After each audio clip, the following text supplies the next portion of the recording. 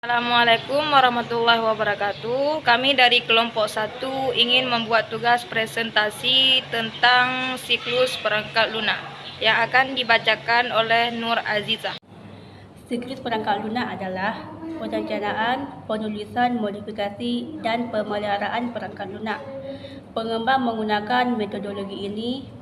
Saat ini mereka merancang dan menulis perangkat lunak untuk komputer, penerapan cloud, ponsel, game video, dan banyak lagi.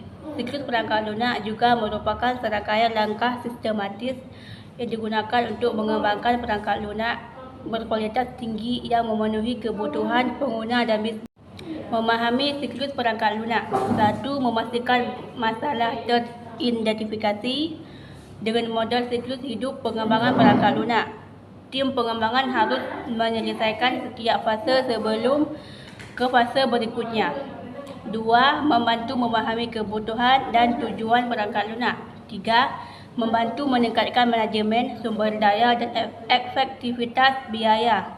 4. Membantu meningkatkan kerjasama antar peserta. Baik, saya akan melanjutkan penjelasan daripada Nur Azizah, yaitu fase-fase siklus perangkat lunak perencanaan. Mengidentifikasi dan memilih proyek, mendefinisikan ruang lingkup proyek, melakukan analisis kelayakan, mengumpulkan, menganalisis, dan mendokumentasikan persyaratan perangkat lunak, menetapkan cakupan dan tujuan proyek, membuat rencana proyek. Selain fase perencanaan, ada juga fase lainnya seperti analisis, desain, implementasi, pengujian, pemeliharaan.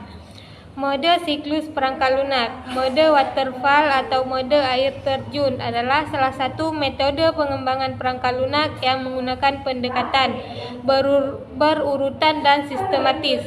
Model ini sering digunakan dalam pengembangan perangkat lunak dan sistem informasi. Berikut adalah tahapan-tahapan dalam mode waterfall. Berikut adalah tahapan-tahapan dalam mode waterfall. Requirement analysis, yaitu pengembangan mengetahui kebutuhan pengguna terhadap perangkat lunak, seperti kegunaan dan batasnya. Informasi ini bisa didapatkan melalui wawancara, survei, dan diskusi. Desain adalah tahap ini mencakup desain teknis seperti bahasa pemrograman, lapisan data, dan layanan. Implementasi, tahap pemrograman di mana proses penulisan kode dilakukan. Integration dan testing, modul-modul yang sudah dibuat digabungkan dan diuji secara keseluruhan. Operation and maintenance, tahap terakhir di mana perangkat lunak yang sudah jadi dioperasikan dan dipelihara. Model waterfall memiliki beberapa kelebihan dan kekurangan. Di antaranya, kelebihan model waterfall memiliki alur kerja yang jelas dan terukur, menghasilkan dokumentasi yang baik, dan dapat menghemat biaya. Kekurangan model waterfall membutuhkan tim yang solid, kurang fleksibel, tidak dapat melihat gambaran sistem dengan jelas, dan membutuhkan waktu yang lebih lama. Baik, saya akan melanjutkan penjelasan dari Safinatun Najah, yaitu manajemen proyek. 1. Mengatur waktu dan sumber daya. Manajemen proyek yang baik dapat membantu proyek yang diselesaikan tepat waktu dan sesuai anggaran. Manajemen waktu yang efektif memungkinkan manajer proyek untuk mengalokasikan sumber daya secara efisien. Yang kedua, pengendalian kualitas.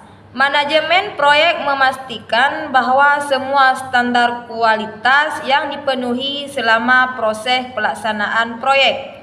Yang ketiga, pengendalian resiko.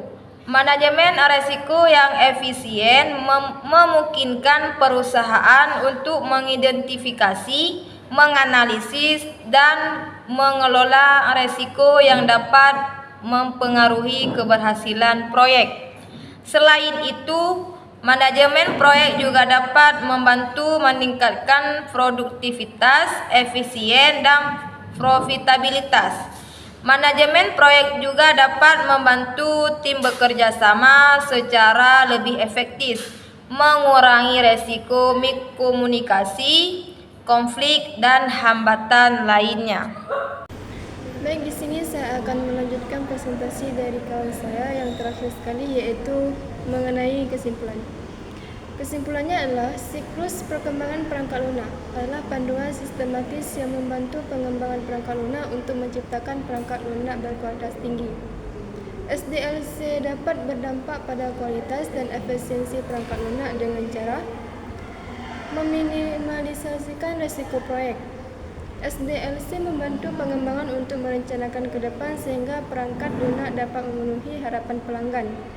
Yang kedua, menjaga kualitas dan fungsionalitas. SDLC memastikan bahwa perangkat lunak yang dihasilkan memiliki kualitas dan fungsionalitas yang baik. Kemudian yang ketiga yaitu memastikan kepuasan pengguna. SDLC membantu pengembangan untuk menciptakan perangkat lunak yang dapat memenuhi kebutuhan pengguna. Yang selanjutnya yaitu SDLC menguraikan serangkaian langkah yang membagi proses pengembangan perangkat lunak menjadi tugas-tugas yang dapat ditetapkan, diselesaikan, dan diukur. Ada beberapa komponen dasar dari model SDLC, yaitu sertifikasi persyaratan, desain perangkat lunak, pengembangan perangkat lunak, perkodaian, dan pengujian perangkat lunak. Dan selain SDLC, ada juga beberapa model lain yang dapat digunakan dalam pengembangan perangkat lunak, seperti mode fase, mode biaya, mode properti, dan mode berurut. Hanya sekian daripada presentasi kami. Lebih dari kurang kami mohon maaf. Wabillahi taufiq wal hidayah. Assalamualaikum warahmatullahi wabarakatuh.